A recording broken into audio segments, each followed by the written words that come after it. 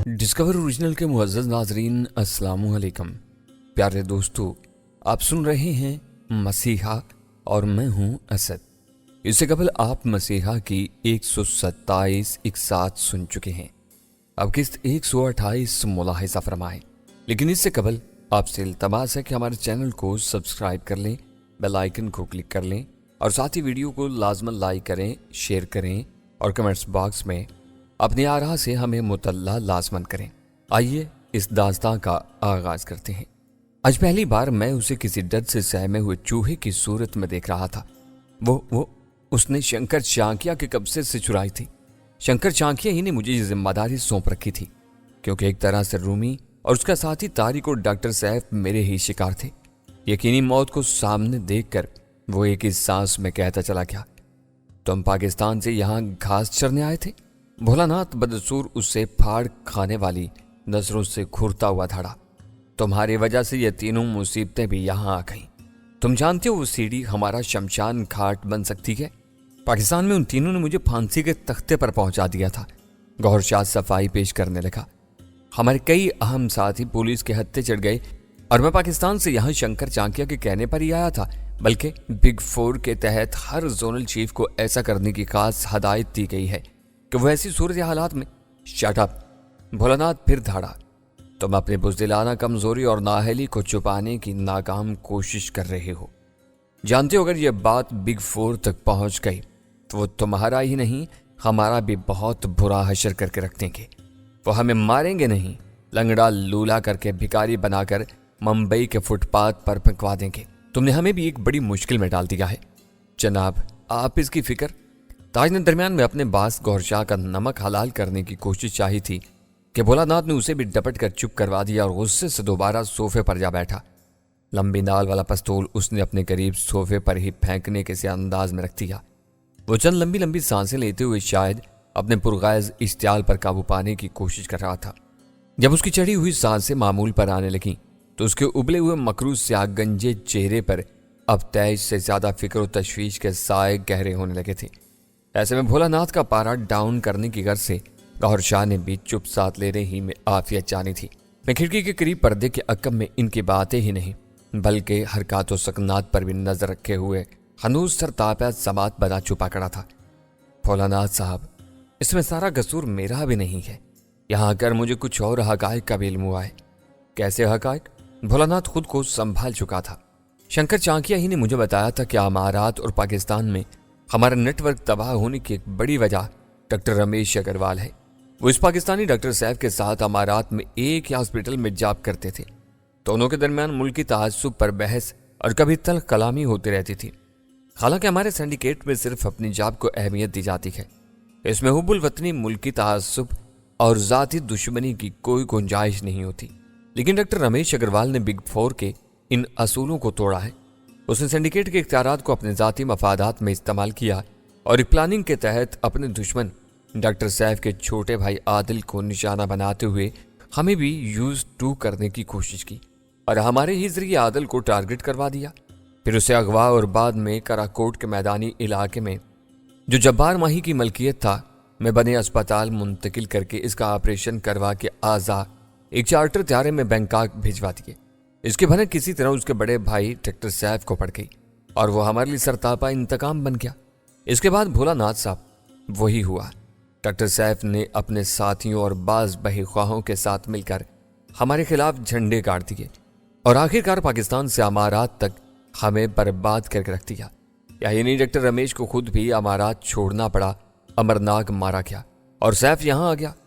इतना कहकर गौहर शाह ने चंद लम्हों का तवक्कुफ किया। अपने मासूम भाई आदिल के बारे में अगर ये सारे संग दिलाना हकायक से मैं भी आगाह था, मगर अब इन्हीं खूनी सुदागरों की जुबानी सुनकर मेरे रगों में लहू मिसल लावा दहकने लगा। मेरा जी चाहा कि इसी वक्त अंदर इनके दरमियान कूद जाऊं और भोलानाथ का सोफे पर रखा हुआ लंबी नाल वाला खौफनाक पिस्तौल उठाकर सबसे पहले गौहर शाह और ताज का खात्मा कर डालूं। लेकिन मैंने अपने जारहाना इरादे से खुद को कड़ी कोशिश से बाजी रखा। ये खुद परेशानियों का शिकार थे, जिससे जाहिर हो रहा था कि मेरा मिशन दुरुस्त सिम्मत पर गामजन था। अभी मुझे ये जानने की भी जरूरत थी कि आखिर इस ब्लडी सिंडिकेट में इन सारे मोहरों की जो हैसियतें मुख्तस कर रखी गई हैं, इनकी हकीकत क्या है।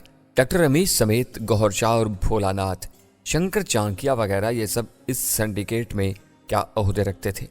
जरा मेरी बात पर गौर करने की कोशिश करें, दूर मत जाएं, अपने शंकर चांकिया ही को देख लें। इसने अपने दरीना दुश्मन जसवंत राय जैसे आदमी से एक खतरनाक पंगा लेकर उसे भी अपने पीछे बल्कि सिंडिकेट के दर पे लगा लिया। अपनी जाति दुश्मनी का गुबार निकालने के लिए उसने यहाँ जसवंत राय के लाडले और अकलौते भतीजे विजय के साथ वही सलूक किया जो पाकिस्तान में डॉक्टर रमेश अग्रवाल ने अपनी दुश्मनी में डॉक्टर सैफुद्दीन के भाई आदिल के साथ करवाया। देखा जाए तो ये दोनों ही सिंडिकेट की हायर अथॉरिटीज बिग फोर के मुजरिम हैं।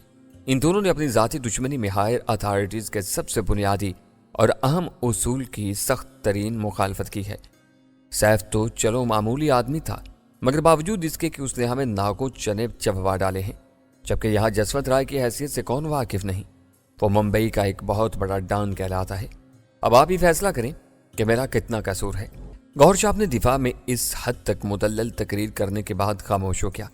मैंने देखा भोलानाथ के चेहरे पर जहां कुछ देर पहले बरहमी यकायक एक फिक्र और तशवीश में बदल गई थी, अब एक बार उसके चेहरे का रंग गिरगिट की तरह बदला था, और ऐसा बदला कि उसने मुझे एक झटके से दो चार कर दिया। तहश और फिक्र के बाद जो रंग उस पर जम कर रह गया था, इसमें अब एक अजीब सी तमानियत और गहरी और पुरसोच खामोशी थी, जिसकी एक पर तले मुसर्रत का कोई एहसास भी दबा हुआ था। और इसी बात ने मेरे अंदर एक पुरस्रार से खटक पैदा कर दी थी। इसके सामने वाले सोफे पर बैठे हुए गौहर शाह और ताज की यकटुक नजरें भी भोलानाथ पर जमी हुई थी। तुम्हारी बातें गौर करने के काबिल हैं। बिलाखिर ये कहते हुए भोलानाथ ने अपनी जेब से एक सिगार निकाल कर सुलगाया। इसके इतना ही कहने से गौहर शाह और ताज के सुते हुए चेहरे एकदम खिल उठे थे। इस वक्त भोलानाथ का आदमी चरण कमरे में दाखिल हुआ और मोदबाना बोला, जनाब सब अलर्ट हैं और सारे इंतजाम दुरुस्त हैं, अब आपके हुक्म की देर है, तुम जाओ और मार्टन को यहाँ बुला लाओ। भोलानाथ ने गंभीर और ताहकमाना लहजे में कहा। चरण उल्टे कदम वापस लौट गया। मैं इस एकदम बदली हुई सूरत हाल को किसी ऐसे इसरारियत के पर्दे में देख रहा था जो बहुत जल्द मेरे सामने आश्कार होने वाली थी। यही वजह थी कि मेरा अंदर भी इसी जोश तले दबे दबे अंदाज में धड़कने लगा। तहम मार्टिन के नाम पर मैं चौंका था। यह नाम मैंने रचना के मुंह से सुना था, जिसके मुताबिक वो जहान्नुम वासिल राठौरी के बाद शंकर चांकिया का खास आदमी था। चरण जल्दी लौट आया। इसके हमरा एक तराज का मत शख्स भी था। वो कसरती जिस्म का मालिक और चेहरे से ही बहुत ताको मशाक नजर आता था। उसने चुस्त लिबास जेब तन कर रखा था और यकीनन वो हर किस्म के असलहे से लैस भी महसूस होता था। इसके अंदाजो अतवार से भी जंगजुआना पन जाहिर होता था।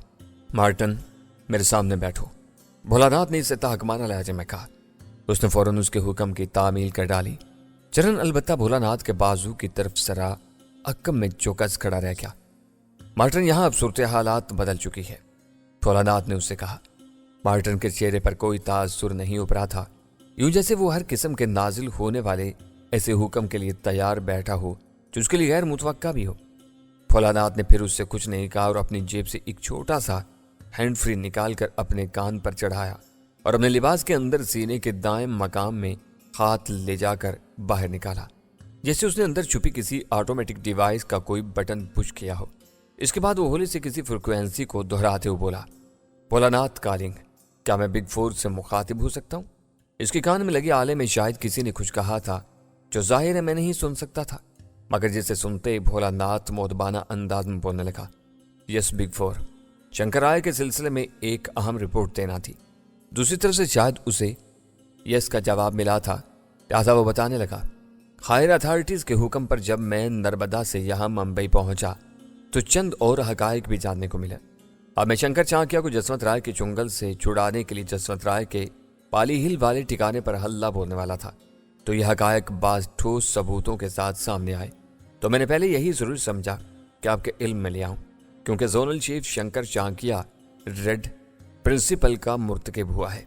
बल्कि यही नहीं, डॉक्टर रमेश अग्रवाल ने भी उसी असूल को तोड़ा है, और जिसकी बिना पर हमारे इस अजीम सिंडिकेट को पाकिस्तान और न सिर्फ अमारात में नाकाबिले तलाफी नुकसान उठाना पड़ा है, बल्कि यहाँ भारत में भी सिंडिकेट को जबरदस्त खतरात से इन दोनों ने दो चार कर डाला है।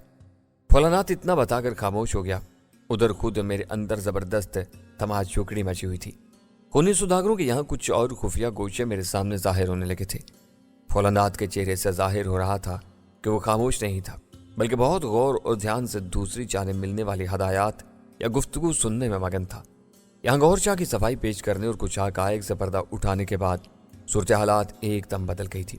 اب تک یہی ثابت ہو سکا تھا میرے سامنے کہ بھولا ناتھ نرمدا سے یہاں خیر اتھارٹیز کے حکم ہی سے آیا تھا تاکہ شنکر چانکیہ کے مسئلے کو حل کر سکے۔ اب دیکھنا یہ تھا کہ کیا ہونے والا تھا۔ اوکے چیف، میں سمجھ گیا۔ تھوڑی دیر بعد یہ بھولا ناتھ نے پوری تسلی کے ساتھ کہا۔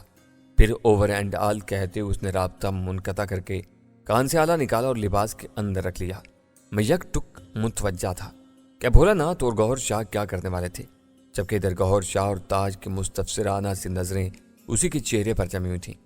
بھولا ناتھ نے ایک طویل ہمکاری خارج کی اور مارٹن سے بولا، تم نے سن لیا ہوگا کہ میں نے شنکر چانکیہ کے بارے میں بگ فور کو کیا بتایا ہے۔ بگ فور کا جواب سننا پسند کرو گے؟ بالکل، مارٹن عرف مارٹی نے سپاٹ لہجے میں کہا۔ تو سنو، شنکر چانکیہ چونکہ ریڈ پرنسپل توڑنے کا مرتکب ہوا ہے، اس لیے اب اس کے لیے سینڈیکیٹ کوئی ہمدردانہ جذبات نہیں رکھتی۔ وہ اپنے جانی دشمن جسونت رائے کے چنگل میں جا چکا ہے اور جسونت رائے کو بھی ہم سے کوئی غرض نہیں ہے۔ اسے اپنا شکار مل چکا اور معاملہ ختم۔ لہذا بگ فور بلا وجہ اضافی مسائل پالنے کے متحمل نہیں ہوتی، بجوز اس کے کہ ان کے کسی آدمی کا کوئی مفاد نہ ہو۔ شنکر چانکیہ کا چیپٹر کلوز کر دیا گیا ہے۔ بھولا ناتھ نے آخر میں جیسے دھماکہ کیا، مگر یہ میرے لیے ہی دھماکہ ثابت ہوا تھا، کیونکہ اس اعلان کے بعد وہاں موجود کسی کے چہرے پر ایک ذرا بھی افسوس یا معترض ہونے کی رمق تک نہیں ابھری تھی، یوں جیسے سب کچھ معمول کے مطابق چل رہا ہو۔ اب چونکہ یہ ہاربر ہاؤس نام کی ملکیت ہمارے ہی تفسد سے تھی، اس کی نیلامی کا اعلان بھی جلدی اخبار میں دینا ہوگا۔ یہ ٹھکانہ بھی اب ختم سمجھو، یہ کام تمہیں سنبھالنا ہوگا، مگر خفیہ طریقے سے۔ تم سمجھ گئے مارٹی؟ بھولا ناتھ نے اس کے چہرے پر نظریں کاٹ دیں۔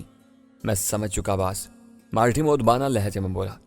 ہم اب نکلیں گے، باقی باتیں ہوٹل مورت میں ہوں گی۔ یہ آخری جملہ بھولا ناتھ نے گوھر شاہ کی جانب دیکھتے ہوئے ادا کیا تھا، پھر آخر میں اپنے ساتھی چرن سے مخاطب ہو کر بولا، چرن تم یہیں رہو گے اور یہاں سے سوائے چند ایک آدمیوں کے باقی سب کو اپنے ساتھ لے کر کالی گاو والے ٹھکانے پر پہنچو، ہم بھی وہیں جا رہے ہیں۔ وہ چاروں فوراً رخصت ہونے کے لیے اٹھ کھڑے ہوئے اور میں پیچھے ہٹا۔ نہ جانے کیا ہوا، میرا پاؤں جھولتے پردے میں یا پھر کسی اور شے سے اٹکا کہ میں ہل کر رہ گیا اور اندر آ رہا۔ وہ سب مجھے دیکھ کر جہاں کے تہاں رہ گئے۔ خود میری بھی یہی حالت تھی کہ کاٹو تو بدن میں لہو نہیں۔ ابھی میں سنبھالا لے کر پلٹ کر بھاگنے ہی لگا تھا کہ چرن اور مارٹی نے یکلک پستول نکال کر مجھ پر تان لیے۔ تاج اور گوھر شاہ نے بھی یک و یک یہی کیا تھا۔ خبردار، ذرا بھی حرکت کی تو گولیوں سے بھون دیے جاؤ گے۔ میں گہری سانس لیے کھڑا رہ گیا۔ اب دونوں ہاتھ فوراً سر سے بلند کر لو، مارٹی نے درستی سے کہا۔ وہ سب میرے چہرے کو برہمی اور حیرت کے ملے جلے تاثرات سے گھورے جا رہے تھے۔ ان کا حکم ماننے کے سوا میرے پاس کوئی چارہ نہیں تھا۔ میں نے ایسا ہی کیا۔ کچھ تسلی تھی کہ ریڈی میڈ میک اپ کی وجہ سے یہ مجھے فوری طور پر پہچان تو نہیں سکتے تھے، لیکن گوھر شاہ اور بالخصوص تاج سے کچھ بعید نہیں تھا کہ وہ میری حرکات و سکنات یا لب و لہجے سے مجھے فوراً پہچان جاتے۔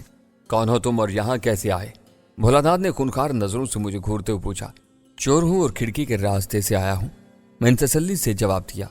کوشش چاہی تھی میں نے کہ میری آواز اور لہجہ کم از کم گوھر شاہ اور تاج کو محسوس نہ ہونے پائے۔ مارٹی، اس لیے جا کر گولی مار دو۔ بھولا ناتھ نے فوری حکم صادر کیا تو میں کیا کر بولا، رحم کرو جی، ایک ذرا سی حرکت پر گولی کی سزا، یہ تو ظلم ہے۔ چوری تو میں کر ہی نہیں سکا، بہتر یہی ہے کہ میں جس راستے سے آیا ہوں اسی راستے خاموشی سے لوٹ جاؤں، جس راستے سے وہ لوگ خاموشی سے لوٹ گئے۔ پر سمجھ نہیں آیا یہ سسرے بغیر کوئی کاروائی کے کیسے خالی ہاتھ لوٹ گئے؟ پتہ نہیں چوری کرنے بھی آئے تھے یا نہیں۔ ہاں، وہ تینوں اوپر اوپر کہتے ہوئے میں نے انگلی سے چھت کی طرف اشارہ کیا۔ وہ سب اوپر دیکھنے لگے، اوپر ہی چلے گئے۔ کون تھے وہ لوگ؟ بھولا ناتھ نے نیچے منہ کر کے گرج کر پوچھا۔ اس کی پیشانی پر اب سلوٹیں نمودار ہو گئی تھیں۔ اسی طرح میں دیگر لوگوں کو بھی چونکانے کا سبب بنا۔ وہ سب آنکھیں سکیڑے میری جانب دیکھنے لگے۔ میں نے تو بس ہوا میں ایک تیر چلایا تھا تاکہ فوری موت سے بچ سکوں اور کچھ کرنے کا موقع ہاتھ آ جائے۔ وہ جی پتہ نہیں 3 افراد تھے، ان میں ایک جوان عورت بھی تھی۔ مجھے مزید جھوٹ بولنے کا موقع دیا گیا تو میں بھلا کیسے چپ رہتا؟ انہوں نے مجھے دیکھا تو نہیں تھا، مگر میں نے یہی سمجھا تھا شاید وہ ادھر ہی کے آدمی ہیں، مگر ان کی حرکتیں مشکوک تھی جی۔ میں نے راستہ بدل لیا اور اس کھڑکی کی طرف آ گیا۔ چرن، تم اس کی تلاشی لو اور مارٹی، تم ساتھیوں کو لے کر باہر اوپر نیچے پھیل جاؤ، ان تینوں کو تلاش کرنے کی کوشش کرو، بھاگیں تو گولی مار دو۔ بھولا ناتھ نے حکم صادر کیا۔ میں اندر سے خوش تھا کہ میں انہیں بہلانے اور توڑنے میں کامیاب رہا تھا۔ चरण मेरी तलाशी लेने के लिए मेरी जाने बढ़ा। मैं जानता था कि अगर उसने मेरी जामा और पाजामा समेत तलाशी ले डाली तो फिर मेरा भांडा फूट जाएगा और मेरी आर्जी तौर पर चली हुई चाल उल्टी पड़ जाएगी। चरण पिस्तौल ताने मेरी तरफ बढ़ा, यूं कि वो एक तरह से मेरी ढाल भी बन गया था। यानी मैं अब सिर्फ उसी की पिस्तौल की जद में था। गौहर शाह और ताज के पिस्तौल उसके आगे छुप गए थे। मार्टी अपने चंद मुसल्ला साथियों के साथ जा चुका था। चरण मुझे आम सा चोर समझते हुए मेरी तलाशी लेने के लिए करीब आ गया। इसकी घूरती बरमाती नजरें मुझ पर जमी हुई थी। लिहाजा उसने जैसे ही एक हाथ मेरे लिबास की जेब में डाला तो मैंने बर्क की सी फुर्ती के साथ उसके पिस्तौल वाले हाथ पर अपना दायां हाथ और बायां हाथ का मुक्का उसके नाक पर जड़ दिया। शायद मुझसे तेजी दिखाने में थोड़ी सुस्ती हो गई थी। यही वजह थी कि मेरे पिस्तौल पर हाथ रखते और मुक्का जड़ते उसने लबलबी दबा दी। गोली चलने का धमाका हुआ। गोली मेरे बजाय फर्श पर लगी, वो भी उछड़ती हुई, मगर दूसरे इलमे उसका पिस्तौल मेरे हाथ में आ चुका था। चरण मुक्का खाकर पीछे को लड़खड़ाया। मैंने उसी जरा से मौका से फायदा उठाते हुए उसे मजीद मुक्के मारे और खाली हाथ से अपने लिबास से वो पिस्तौल भी निकाल लिया जो मैंने साहिल समंदर से गुंडे के हाथ से छीना था।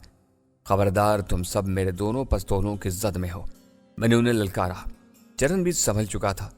तुम दोनों पिस्तौल फेंक दो, मैंने गौहर शाह और ताज से घुर्राते हुए कहा, मगर उन्होंने मेरी बात का कोई नोटिस नहीं लिया, जबकि मेरे दोनों पिस्तौल भोलानाथ की तरफ उठे हुए थे। मैं इसे गोली मार दूंगा, जानता हूं मैं ये तुम्हारा बास है, मैंने धमकी दोहरा दी। तुम यहां से बचकर नहीं जा सकते। भोलानाथ मुझे खूनखार नजरों से घूरते हुए बोला। मैंने यकबयक 2 फायर कर डाले। दोनों गोलियां भोलानाथ के पैरों के करीब पक्के फर्श पर बिछे कालीन में लगी। भोलानाथ एकदम बेधक कर उछला था। मेरा मकसद महज उसे डराना था, लेकिन दूसरे लम्हे मुझ पर अकब से किसी ने भारी शय से हमला कर डाला। मेरी आंखों के सामने अंधेरा छाता चला गया और मुझे कुछ होश नहीं रहा। जब मुझे होश आया तो सर के पिछले हिस्से में दर्द की टीस ने मुझे बिलबिला कर रख दिया। इसे सहलाने के लिए जब अपना एक हाथ इस तरह ले जाने की गैर इरादी हरकत की तो मालूम हुआ कि मेरे हाथ ही नहीं बल्कि दोनों पैर भी रसन बसता है। ऐसे में सर की चोट जहां यकीन अब कोमट सा बन गया होगा, मजीद दर्द देती महसूस हुई। चंद लम्हे तुम्हें होश में आते ही इसी चोट की वजह से कराता ही रहा। पूरी तरह होश आने के बाद मैंने खुद को एक कमरे के फर्श पर कोने में पड़ा पाया। कमरे में कोई बत्ती जल रही थी, रोशनी तेज थी। एक खिड़की थी जो बंद थी, दरवाजे की भी यही सूरत हाल थी। मैं थोड़ा हिलजुल सकता था, वही करने लगा। इस तरह जकड़बंदों में पड़े होने के सबब मेरे पूरे बदन में ईंठन सी होने लगी थी। मुंह सूख रहा था और हल्क खुश्क। मैंने सर की टीस को भगाने के लिए उसे 2-3 बार झटके दिए तो दर्द बजाय कम होने के सवा हो गया। मैंने यह हरकत तर्क कर दी।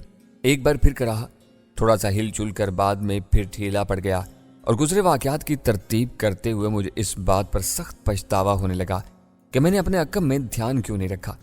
यह मेरा अनाड़ीपन था, जिस सबब हाथ आई बाजी दुश्मन के हाथ चली गई थी। अब कभी अफसोस मलने का कोई फायदा नहीं था। देखना यह था कि ये लोग अब मेरे साथ क्या सलूक करने वाले थे।